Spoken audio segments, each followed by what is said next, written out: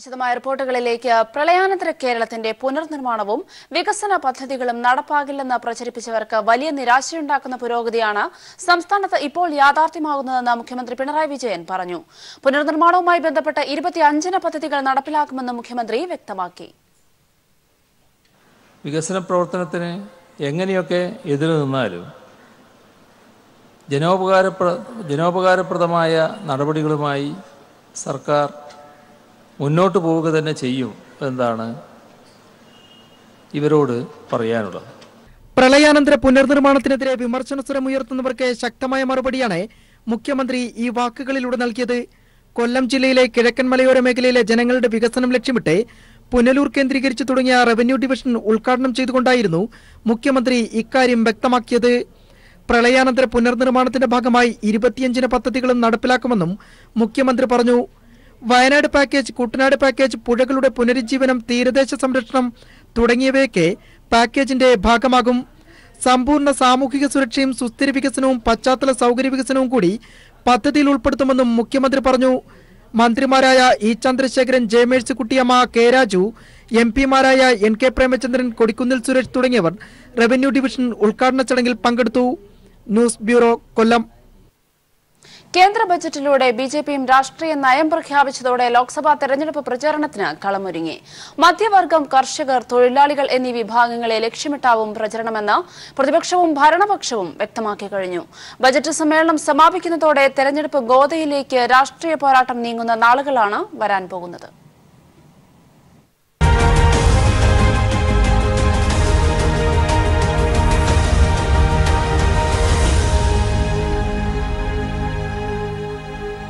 കർഷകർക്ക് പ്രതിമാസം 500 രൂപ അക്കൗണ്ടിൽ, അസംഘടിത മേഖലയ്ക്ക് പെൻഷൻ, 3 കോടി ഇടത്തരക്കാർക്ക് ആദായ നികുതി ഇളവ്, 10% സാമ്പത്തിക സംവരണം, വർഗീയത കത്തിക്കാൻ രാമക്ഷേത്ര നിർമ്മാണവും മറ്റ് പ്രഖ്യാപിത അജണ്ടകളും. ബിജെപി തെരഞ്ഞെടുപ്പ് മാനിഫെസ്റ്റോ ഏറെക്കുറെ ഇക്കാര്യങ്ങളെ ചുറ്റിപ്പറ്റിയാകുമെന്ന് വ്യക്തമായിരിക്കുന്നു. മറുവശത്ത് പാവപ്പെട്ടവർക്ക് അടിസ്ഥാന വരുമാനം ഉറപ്പാക്കുമെന്ന പ്രഖ്യാപനവും റഫാൽ അഴിമതി ആരോപണവുമായി കോൺഗ്രസ്. ഇടക്കാല ബജറ്റിൽ മോദി സർക്കാർ നടത്തിയ പ്രഖ്യാപനങ്ങൾ കണ്ണിൽ പൊടിയിടലെന്ന് ഒരേ സ്വരത്തിൽ നിലപാടുമായി മറ്റ് പ്രതിപക്ഷ പാർട്ടികളും പ്രചരണത്തിന് തയ്യാർ. മോദി സർക്കാരിന്റെ ഇടക്കാല ബജറ്റ് അവതരണം പൂർത്തിയായതോടെ പാർട്ടികൾ ഉയർത്തുന്ന തെരഞ്ഞെടുപ്പ് വിഷയങ്ങൾ ഏറെക്കുറെ വ്യക്തമായി. രാജ്യത്തെ തൊഴിലില്ലായ്മ നിരക്ക് 45 വർഷത്തെ ഉയർന്ന തോതിലാണെന്ന പൂഴ്ത്തിവെച്ച കണക്കുകൾ യുവാക്കളെയും ഇടത്തരക്കാരെയും സർക്കാരിനെതിരെ തിരിക്കാൻ പ്രതിപക്ഷ പാർട്ടികൾ ആയുധമാക്കും. എന്നാൽ പാർലമെന്റിലെ പ്രഖ്യാപനങ്ങൾ മേൽക്കൈ നേടാൻ സഹായിക്കുമെന്നാണ് ബിജെപിയുടെ പ്രതീക്ഷ. ഈ വിഷയങ്ങളിലെ രാഷ്ട്രീയ ഏറ്റുമുട്ടൽ നാളെ തുടങ്ങുന്ന ബജറ്റ് ചർച്ചയോടെ കനക്കും. പാർലമെന്റ് സമ്മേളനം കഴിഞ്ഞാൽ ഉടൻ പൊതുജനമധ്യത്തിലേക്ക്. പ്രചരണ വാഗ്ദാന വിഷയങ്ങൾ തെളിഞ്ഞതോടെ ഇനി സ്ഥാനാർത്ഥി സഖ്യ ചർച്ചകളിലെ സസ്പെൻസുകളും തെരഞ്ഞെടുപ്പ് ഗോദയെ ചൂടുപിടിപ്പിക്കും. Sarath K Sasi, news bureau, Delhi. മൂന്നാം സീറ്റ് വിഷയത്തിൽ പിന്നോട്ട് പോകേണ്ട നിലപാട് ഇല്ല എന്ന ലീഗിന്റെ നിലപാട് യുഡിഎഫിനെ കുഴയ്ക്കുന്നു. പി ജെ ജോസഫ് അർഹതയില്ലാത്തതാണ് ആവശ്യപ്പെടുന്നതെന്നും ഇത് പരിഗണിക്കേണ്ടതില്ല എന്നുമാണ് ലീഗ് നേതൃത്വത്തിലെ ധാരണ. യുഡിഎഫ് യോഗത്തിന് മുമ്പ് ഉഭയകക്ഷി ചർച്ചയിൽ ലീഗിനെ അനുനയിപ്പിക്കാനാണ് കോൺഗ്രസിന്റെ ശ്രമം. യുഡിഎഫ് യോഗത്തിലും ഉഭയകക്ഷി ചർച്ചകളിലും മുസ്ലിം ലീഗ് സ്വീകരിക്കേണ്ട നിലപാട് ചർച്ച ചെയ്യാനാണ് കഴിഞ്ഞ ദിവസം ലീഗ് ഉന്നതാധികാര സമിതി ചേർന്നത്. ഈ നിർണായക യോഗത്തിന് തൊട്ടുമുമ്പ് കെപിസിസി അധ്യക്ഷൻ പാണക്കാട്ടെത്തിയത് കൌതുകത്തോടെയാണ് ലീഗ് നേതാക്കൾ കണ്ടത്. മുന്നണിയുടെ കെട്ടുറപ്പിനെ ബാധിക്കുന്ന പ്രസ്താവനകളോ പ്രവൃത്തികളോ വേണ്ടെന്ന് പാണക്കാട് ഹൈദരലി തങ്ങളുടെ അഭ്യർത്ഥനയെ പി കെ കുഞ്ഞാലിക്കുട്ടിയും പിന്തുണച്ചിരുന്നു. എന്നാൽ യോഗത്തിലെ ഭൂരിപക്ഷാഭിപ്രായം പരിഗണിച്ചാണ് മൂന്നാം സീറ്റുമായി മുന്നോട്ടു പോകാൻ തങ്ങൾ അനുമതി നൽകിയത്. സീറ്റ് ആവശ്യപ്പെടാൻ പി കെ കുഞ്ഞാലിക്കുട്ടിയെയും ഇ ടി മുഹമ്മദ് ബഷീറിനെയും ഹൈദരലി തങ്ങൾ ചുമതലപ്പെടുത്തിയിട്ടുണ്ട്. സ്വന്തം MLAയെ രാജിവെപ്പിച്ച് എ കെ ആന്റണിയെ തിരൂരങ്ങാടിയിൽ മത്സരിപ്പിച്ച കാലം തൊട്ടുള്ള വാഗ്ദാനമാണ് മൂന്നാം സീറ്റെന്നും പി ജെ ജോസഫിന് അധിക സീറ്റിന് അർഹതയില്ലെന്നും ലീഗ് നേതാക്കൾ ചൂണ്ടിക്കാണിക്കുന്നു. അതേസമയം പി ജെ ജോസഫിനെ മുന്നണിയിൽ പിടിച്ചു നിർത്താനുള്ള ശ്രമങ്ങളിൽ മുസ്ലിം ലീഗും സഹകരിക്കും. UDF ചേരുന്നതിന് മുമ്പ് ലീഗിനെ അനുനയിപ്പിക്കാനുള്ള കോൺഗ്രസിന്റെ തന്ത്രം ഇതോടെ ലക്ഷ്യത്തിലെത്തിയില്ല. ഇക്കാര്യത്തിൽ തീരുമാനമായതിനു ശേഷമായിരിക്കും ജനമഹായാത്രയോട് സഹകരിക്കണോ എന്ന കാര്യത്തിൽ മുസ്ലിം ലീഗ് നിലപാടെടുക്കുക. മുസ്ലിം ലീഗിന്റെ മനസ്സ് വിഷമിപ്പിച്ച് തെരഞ്ഞെടുപ്പിനെ നേരിടാനുള്ള ധൈര്യം കോൺഗ്രസിനില്ലെന്നാണ് ലീഗ് നേതൃത്വം കണക്കുകൂട്ടുന്നത്. News bureau, Malappuram. കോഴിക്കോട് ലോക്സഭാ മണ്ഡലം ഇത്തവണ തിരിച്ചു പിടിക്കാമെന്ന പ്രതീക്ഷയിലാണ് LDF കളത്തിലിറങ്ങുന്നത്. മണ്ഡലത്തിൽ കഴിഞ്ഞ നിയമസഭാ തെരഞ്ഞെടുപ്പിൽ നേടിയ 90,000-ത്തിലധികം വരുന്ന ലീഡ് അനുകൂലമാകുമെന്ന പ്രതീക്ഷയിലാണ് LDF. കഴിഞ്ഞ 2 തവണയായി മണ്ഡലത്തെ പ്രതിനിധീകരിച്ച MK രാഘവന്റെ വികസന പ്രവർത്തനങ്ങൾ പ്രഖ്യാപനങ്ങളിൽ മാത്രം ഒതുങ്ങിയെന്നതാണ് UDF-ന് തലവേദന സൃഷ്ടിക്കുന്നത്. കഴിഞ്ഞ 10 വർഷം മണ്ഡലത്തെ പ്രതിനിധീകരിച്ച MK രാഘവന് എണ്ണിപ്പറയാൻ ഒരു കേന്ദ്ര പദ്ധതി പോലും ഇല്ല. ഫ്ലെക്സ് ബോർഡുകളിലും മറ്റുമായി വികസനം ഒതുങ്ങി എന്ന അഭിപ്രായമാണ് പൊതുജനങ്ങൾക്കിടയിലുള്ളത്. അതേസമയം സർക്കാരിന്റെ ജനപ്രിയ നേട്ടങ്ങൾ എടുത്തുകാട്ടിയാണ് മണ്ഡലത്തെ തിരിച്ചുപിടിക്കാൻ LDF ഇറങ്ങുന്നത്. 2004-ലാണ് മണ്ഡലത്തിൽ അവസാനമായി LDF വിജയിക്കുന്നത്. 65,326 വോട്ടിന്റെ ഭൂരിപക്ഷത്തിലാണ് ജനതാദൾ സ്ഥാനാർത്ഥിയായിരുന്ന MP വീരേന്ദ്രകുമാർ മണ്ഡലത്തിൽ വിജയിച്ചത്. പിന്നീടുള്ള 2 തിരഞ്ഞെടുപ്പിലും മണ്ഡലം UDF-നൊപ്പം നിന്നു. അവസാനമായി നടന്ന നിയമസഭാ തിരഞ്ഞെടുപ്പിൽ ഉജ്ജ്വല വിജയമായിരുന്നു LDF നേടിയത്. മണ്ഡലത്തിലെ 7 നിയമസഭാ മണ്ഡലങ്ങളിൽ 6ഉം ഇടതുപക്ഷ ജനാധിപത്യ മുന്നണി സ്ഥാനാർത്ഥികൾ വൻ വിജയം നേടി. കോഴിക്കോട് സൌത്ത് മാത്രമാണ് UDF-ന് സ്വന്തമാക്കാൻ കഴിഞ്ഞത്. ഇത്തവണ മണ്ഡലം തിരിച്ചുപിടിക്കാൻ LDF-ന് അനുകൂല സാഹചര്യമാണ് ഉള്ളതെന്നാണ് രാഷ്ട്രീയ വിദഗ്ധർ ചൂണ്ടിക്കാട്ടുന്നത്. സിറ്റിംഗ് MP എന്നതുകൊണ്ട് 2 തവണ മത്സരിച്ച ആളുകൾ വളരെ വാക്ക് ഓവർ ആയിട്ട് ഇത് MK രാഘവന് എടുക്കാൻ പറ്റും. നല്ല ഒരു സ്ഥാനാർത്ഥിയെ ജനങ്ങൾക്ക് ഇഷ്ടപ്പെടുന്ന, ജനങ്ങളിത് വളരെയധികം ശ്രദ്ധിക്കുന്ന, ജനങ്ങളിലേക്ക് ഇറങ്ങിച്ചെല്ലാൻ കഴിയുന്ന ഒരു സ്ഥാനാർത്ഥിയാണ് LDF-ലെങ്കിൽ ഇവിടെ ജയിച്ച ചരിത്രമുണ്ട്. ജയിക്കാനുള്ള സാധ്യത വളരെ കൂടുതലാണ്. ലോക് താന്ത്രിക് ജനതാദളിന്റെയും INL-ന്റെയും മുന്നണി പ്രവേശം മണ്ഡലത്തിൽ LDF നേട്ടം കൊയ്യുമെന്നാണ് വിലയിരുത്തുന്നത്. പാർട്ടിയിലെ വിഭാഗീയതയാണ് BJP-ക്ക് വെല്ലുവിളിയാകുന്നത്. മുതിർന്ന നേതാക്കൾ തമ്മിലുള്ള വടംവലി താഴെത്തട്ടിലേക്കും പടർന്നത് തെരഞ്ഞെടുപ്പ് പ്രവർത്തനത്തെ ദോഷകരമായി ബാധിക്കും. ഇത്തവണ MK രാഘവനെ തന്നെ UDF കളത്തിലിറക്കുമെന്നാണ് റിപ്പോർട്ടുകൾ. മണ്ഡലത്തിൽ ഹാട്രിക് വിജയം ലക്ഷ്യമിട്ട് UDF ഇറങ്ങുമ്പോൾ വികസന മുരടിപ്പും LDF സർക്കാരിന്റെ ഭരണനേട്ടവും എടുത്തുകാട്ടിയാണ് ഇടതുപക്ഷ ജനാധിപത്യ മുന്നണി തെരഞ്ഞെടുപ്പിനെ നേരിടാൻ ഒരുങ്ങുന്നത്. ലോക്സഭാ തെരഞ്ഞെടുപ്പിനായി കോഴിക്കോട് കച്ചമുറുക്കുമ്പോൾ വിജയത്തിൽ കുറഞ്ഞത് ഒന്നും തന്നെ LDF-ന് പറയാനില്ല. MK രാഘവനെ തന്നെ സ്ഥാനാർത്ഥിയാക്കി UDF ഇറങ്ങുമ്പോൾ ശക്തമായ മത്സരത്തിനാണ് കോഴിക്കോട് വേദിയാകുന്നത്.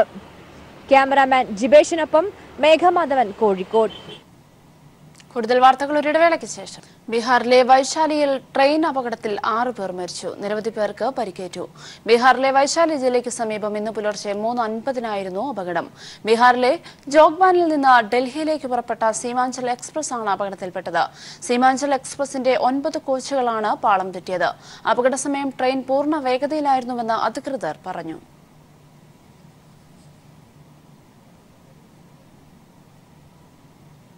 കുപ്രസിദ്ധ കുറ്റവാളി രവി പൂജാരിയെ വിട്ടുകിട്ടണമെന്നാവശ്യപ്പെട്ട് കേരള പോലീസ് ഇന്റർപോളിന് കത്ത് നൽകി. ബ്യൂട്ടി പാർലർ വെടിവെപ്പ് കേസിൽ തെളിവെടുപ്പിന് വിട്ടുകിട്ടണമെന്നാണ് ആവശ്യം. എന്നാൽ പൂജാരിയെ ഇന്ത്യയിലേക്ക് എത്തിക്കുന്നതിൽ ഇനിയും വ്യക്തത വന്നിട്ടില്ല. ആഫ്രിക്കയിലെ സെനഗലിൽ അറസ്റ്റിലായ കുപ്രസിദ്ധ കുറ്റവാളി രവി പൂജാരിയെ വിട്ടുകിട്ടണമെന്നാവശ്യപ്പെട്ട് കൊച്ചി സിറ്റി പോലീസ് ഇന്റർപോളിനെ സമീപിച്ചു. ബ്യൂട്ടി പാർലർ വെടിവെപ്പ് കേസിൽ പ്രതിയാണെന്നും തെളിവെടുപ്പിന് ആവശ്യമാണെന്നും കാണിച്ചാണ് കത്തയച്ചത്. എന്നാൽ പൂജാരിയെ ഇന്ത്യയിലേക്ക് എത്തിക്കുമെന്ന കാര്യത്തിൽ ഇനിയും വ്യക്തതയുണ്ടായിട്ടില്ല. നടി ലീന മരിയ പോൾ കൊച്ചിയിൽ നടത്തുന്ന ബ്യൂട്ടി പാർലറിന് നേരെ ആക്രമണമുണ്ടായത് ഇക്കഴിഞ്ഞ ഡിസംബർ 15-നാണ്. ബൈക്കിലെത്തിയ 2-അംഗ സംഘം വെടിതീർത്തു മടങ്ങുമ്പോൾ അധോലോക കുറ്റവാളി രവി പൂജാരിയുടെ പേരെഴുതിയ കടലാസ് സ്ഥലത്ത് ഉപേക്ഷിച്ചത് പോയാണ് ആദ്യ സൂചന. 25 കോടി ആവശ്യപ്പെട്ട് തൊട്ടുമുൻപുള്ള ദിവസങ്ങളിൽ പൂജാരി ഫോണിൽ ബന്ധപ്പെട്ടതായാണ് ലീന മരിയയുടെ മൊഴി. വിദേശത്ത് കഴിയുന്ന പൂജാരിയെ കിട്ടാൻ ഒരു വഴിയുമില്ലാതിരിക്കെ വെടിവെപ്പിന് ഏർപ്പാട് ചെയ്ത പ്രാദേശിക ക്രിമിനൽ സംഘങ്ങളെ കണ്ടെത്താനായിരുന്നു ആദ്യ അന്വേഷണം. ഇതിനിടെ ഒട്ടും പ്രതീക്ഷിക്കാതെയാണ് മറ്റൊരു കേസിൽ ആഫ്രിക്കയിൽ രവി പൂജാരി അറസ്റ്റിലാവുന്നത്. ഇന്ത്യയിലേക്ക് എത്തിക്കാൻ ചാരസംഘടനയായ റോയും ഇന്റലിജൻസ് ബ്യൂറോയും ശ്രമം തുടരുമ്പോഴാണ് കൊച്ചി പോലീസും രവി പൂജാരിക്കായി വലവിരിക്കുന്നത്. News desk. സാംസ്കാരിക കേരളത്തെ പിന്നോട്ട് നയിക്കാൻ അനുവദിക്കില്ല എന്ന പ്രഖ്യാപനവുമായി പുരോഗമന കലാസാഹിത്യ സംഘം സംഘടിപ്പിക്കുന്ന വടക്കൻ മേഖല നവകേരള സാംസ്കാരിക യാത്രയ്ക്ക് കാസർഗോഡ് ഇരിയണിയിൽ പ്രൌഢോജ്വല തുടക്കം. അശോകൻ ചെരുവിൽ നയിക്കുന്ന വടക്കൻ മേഖലാ ജാഥ ഈ മാസം 9-ന് തെക്കൻ മേഖലാ ജാഥയ്ക്കൊപ്പം തൃശൂരിൽ സമാപിക്കും. കേരളം നവോത്ഥാന മൂല്യസംരക്ഷണത്തിനായി നടത്തുന്ന പോരാട്ടം തോറ്റുകൊടുത്താൽ രാജ്യം 1000 കൊല്ലം പിറകോട്ടേക്ക് നയിക്കപ്പെടുമെന്ന് ജാഥ ഉദ്ഘാടനം ചെയ്ത പ്രശസ്ത തമിഴ് പുരോഗമന സാഹിത്യകാരൻ സു വെങ്കടേശൻ പറഞ്ഞു. വർഗീയ ശക്തികൾ സമൂഹത്തിൽ നിറയ്ക്കുന്ന വെറുപ്പിന്റെയും അസഹിഷ്ണുതയുടെയും അന്ധകാരത്തിനെതിരെ പുരോഗമന നവോത്ഥാന ആശയങ്ങളുടെ ദീപങ്ങൾ പ്രകാശിപ്പിച്ചുകൊണ്ടാണ് നവകേരള സാംസ്കാരിക യാത്ര വടക്കൻ മേഖലയിൽ പ്രയാണം ആരംഭിച്ചത്. കാസർഗോഡ് ഇരിയണ്ണിയിൽ വൻ ജനാവലിയെ സാക്ഷി നിർത്തി യാത്രയുടെ ഉദ്ഘാടനം പ്രശസ്ത പുരോഗമന തമിഴ് സാഹിത്യകാരൻ സു വെങ്കടേശൻ നിർവഹിച്ചു. നവോത്ഥാന മൂല്യങ്ങളുടെ സംരക്ഷണത്തിനും ശബരിമലയിൽ യുവതീ പ്രവേശനത്തിനും വേണ്ടി കേരളം ഉയർത്തിക്കൊണ്ടുവന്ന മുന്നേറ്റങ്ങൾ തോറ്റുകൊടുത്താൽ രാജ്യം 1000 വർഷം പിന്നോട്ടു പോകുമെന്ന് സു വെങ്കടേശൻ പറഞ്ഞു. இந்த போராட்டத்தில் மனிதகுலம் ஒருபோதும் தோற்றதில்லை. நீங்கள் வரலாற்று முக்கியத்துவம் வாய்ந்த ஒரு நாளிலே ஒரு காலத்தில் வாழ்கிறீர்கள். இந்த போராட்டத்தில் கேரளம் தோற்றால் 1000 ஆண்டுக்கு பின்னுக்கு போன ஒரு அரசியல் வெற்றி பெற்றதாக அர்த்தம். இந்த போராட்டத்தில் கேரளம் தோற்க கூடாது. ஏனென்றால் என்றைக்கும் മാവീരர்கள் തോറ്റதாக வரலாறு இருக்கக்கூடாது. നവോത്ഥാന കാലം ആശയസാന്ദ്രമായിരുന്നുവെന്നും അതിന്റെ ശോഷണമാണ് ഇപ്പോൾ നടക്കുന്നതെന്നും ആശയങ്ങൾ സംരക്ഷിക്കപ്പെട്ടില്ലെങ്കിൽ നേടിയെടുത്ത നേട്ടങ്ങളുടെ സംരക്ഷണത്തിനുള്ള പോരാട്ടങ്ങൾ പോലും നിലച്ചുപോകുമെന്ന് ചിന്തകനും എഴുത്തുകാരനുമായ KN കുഞ്ഞഹമ്മദ് പറഞ്ഞു. ആശയസാന്ദ്രമായി തീർന്ന നവോത്ഥാന കാലത്ത് നിന്ന് ആശയരഹിതമാകുന്ന ആശയമുക്തമാകുന്ന ഒരു കാലത്തിലേക്ക് നാം പതുക്കെ കടക്കുകയാണ്. ഇത് ഏറ്റവും വലിയൊരു അപകടമായി നാം തിരിച്ചറിയേണ്ടതുണ്ട്. കാരണം ഒരു സമൂഹത്തിലെ മാറ്റം എന്ന് പറയുന്നത് ആ മാറ്റത്തെ സാധ്യമാക്കുന്ന ആശയങ്ങളുടെ ഉൽപാദനവുമായി ബന്ധപ്പെട്ടാണ് ഇരിക്കുന്നത്. ഒരു സമരം തോറ്റാൽ, 2 സമരം തോറ്റാൽ, സമരങ്ങളാകെ തോറ്റാലും സമരങ്ങളെ സാധ്യമാക്കുന്ന ആശയങ്ങൾ നിലനിൽക്കുന്നുണ്ടെങ്കിൽ തീർച്ചയായിട്ടും തോറ്റ സമരങ്ങളിൽ നിന്ന് പുതിയ സമരങ്ങൾ ഉയർത്തെഴുന്നേൽക്കും.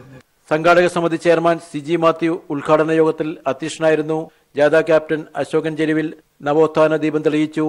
Convener TR Ajayan, manager Raveendran Kudakkad, Janamma Kunhunni, പുരുഷൻകളിലുണ്ടി MLA, PVK Panayal, advocate P Appukuttan തുടങ്ങിയവർ പങ്കെടുത്തു. ജാഥ ഇന്ന് കാസർഗോഡ് ജില്ലയിൽ പര്യടനം നടത്തും.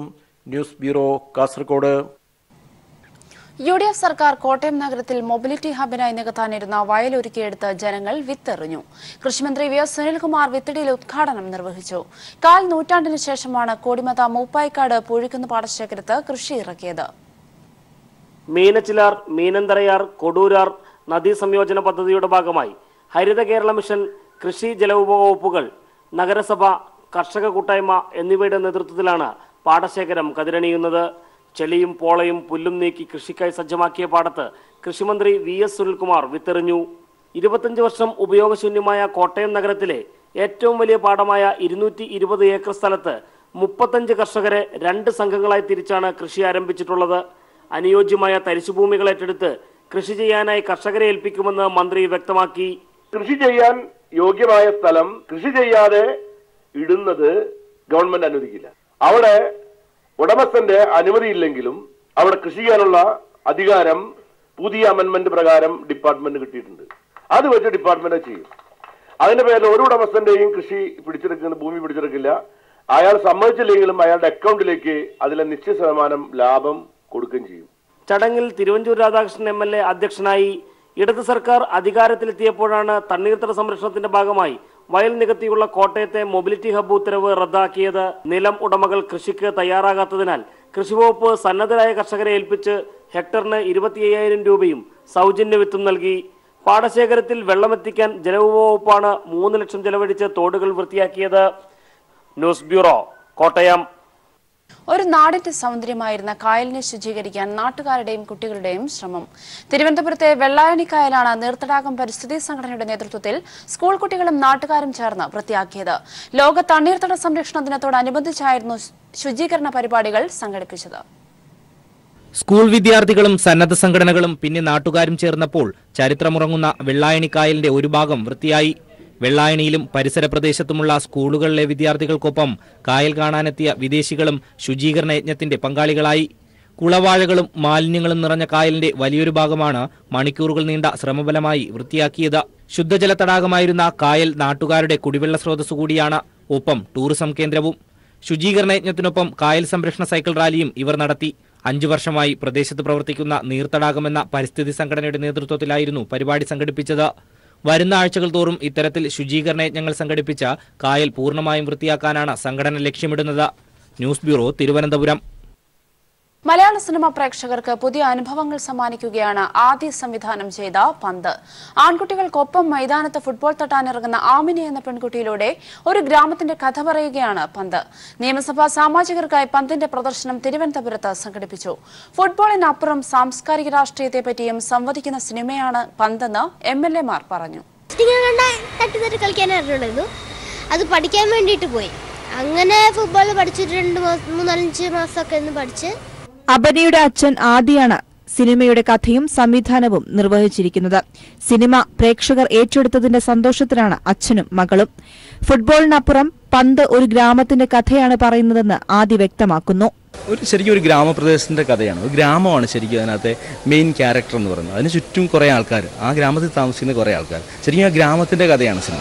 ഇതെല്ലാം കൾച്ചറൽ പൊളിറ്റിക്സ് ജനങ്ങളിൽ എത്തിക്കും എന്നുള്ളതിന് യാതൊരു തർക്കമില്ല. നമ്മൾ കണ്ടിരിക്കേണ്ട ഒരു ചിത്രം തന്നെയാണ്, നമ്മൾ അറിഞ്ഞിരിക്കേണ്ട ചിത്രം തന്നെയാണ്, നമ്മുടെ ചുറ്റുമുള്ള ചിത്രം തന്നെയാണ്, നമുക്ക് അറിയുന്ന ആരൊക്കെയോ ഉള്ള ചിത്രമാണ്, അല്ലെങ്കിൽ നമ്മൾ തന്നെ ഇതിൽ എവിടെയൊക്കെയോ ഉണ്ട്. Entertainment desk, people TV. തെന്നിന്ത്യയുടെ സൗന്ദര്യ റാണിയെ കണ്ടെത്താനുള്ള 17ാമത് മിസ് സൗത്ത് ഇന്ത്യ മത്സരം ഇന്ന് വൈകിട്ട് കോയമ്പത്തൂരിൽ നടക്കും. ദക്ഷിണേന്ത്യൻ സംസ്ഥാനങ്ങളിൽ നിന്നുള്ള 24 സുന്ദരികളാണ് മത്സരത്തിൽ മാറ്റുരയ്ക്കുക. പെഗാസസും റോട്ടറി ക്ലബ് കോയമ്പത്തൂർ ടെക്സ് ടീമാണ് മിസ് സൗത്ത് ഇന്ത്യ 2019 മുഖ്യ സംഘാടകർ. Designer sari, red cocktail, black gown എന്നിങ്ങനെ 3 റൗണ്ടുകളിലായാണ് മത്സരങ്ങൾ. ദക്ഷിണേന്ത്യയിലെ 5 സംസ്ഥാനങ്ങളിൽ നിന്നുള്ള 24 സുന്ദരിമാരാണ് റാമ്പിൽ ചുവടുവെക്കാനായി തയ്യാറെടുത്തിരിക്കുന്നത്.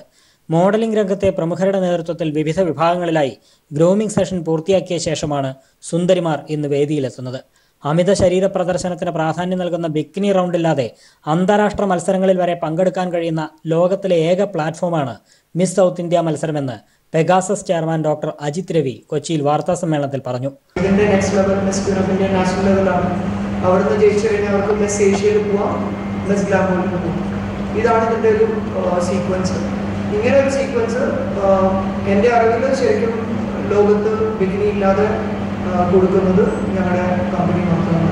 ചലച്ചിത്ര രംഗത്തെ പ്രമുഖരാണ് വിധികർത്താക്കളായി എത്തുക. മിസ് സൗത്ത് ഇന്ത്യ വിജയിക്ക് 1 ലക്ഷം രൂപയാണ് സമ്മാനമായി നൽകുക. ഫസ്റ്റ് റണ്ണറപ്പിന് 60,000 രൂപയും സെക്കൻഡ് റണ്ണറപ്പിന് 40,000 രൂപയും സമ്മാനമായി നൽകും. കൂടാതെ ഓരോ സംസ്ഥാനത്തു നിന്ന് വിവിധ വിഭാഗങ്ങളിൽ പ്രതിഭ തെളിയിച്ചവർക്ക് പ്രത്യേക സമ്മാനങ്ങളും നൽകുന്നുണ്ട്. വിവിധ വിഭാഗങ്ങളിൽ നടത്തിയ ഓഡീഷനുകളിൽ നിന്നാണ് മത്സരാർത്ഥികളെ തെരഞ്ഞെടുത്തത്. കൈരളി TVയാണ് പരിപാടിയുടെ media partner. News bureau, Kochi. ഇനിയൊരു ഇടവേള.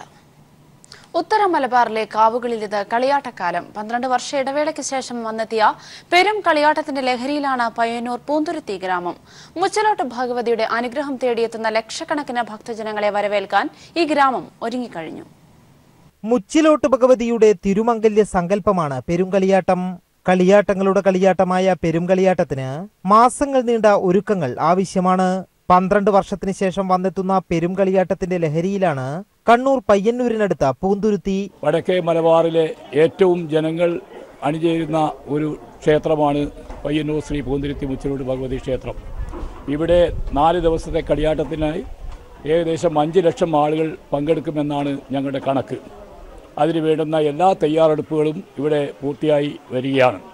പെരുങ്കളിയാട്ട നാളിൽ മുച്ചിലോട്ട് ഭഗവതിയെ കൂടാതെ കണ്ണങ്കാട്ട് ഭഗവതി, പുലിയൂർ കാളി, നരമ്പിൽ ഭഗവതി, പുലിയൂർ കണ്ണൻ, തൂലന്താട്ട് ഭഗവതി, വിഷ്ണുമൂർത്തി, മടകിൽ ചാമുണ്ടി, രക്തചാമുണ്ടി തുടങ്ങിയ തെയ്യക്കോലങ്ങൾ കെട്ടിയാടും. കളിയാട്ട നാളുകളിൽ 6 നേരങ്ങളിലായി 4 ലക്ഷത്തോളം പേർക്ക് ഭക്ഷണം നൽകാനുള്ള സൗകര്യവും ഒരുക്കിയിട്ടുണ്ട്.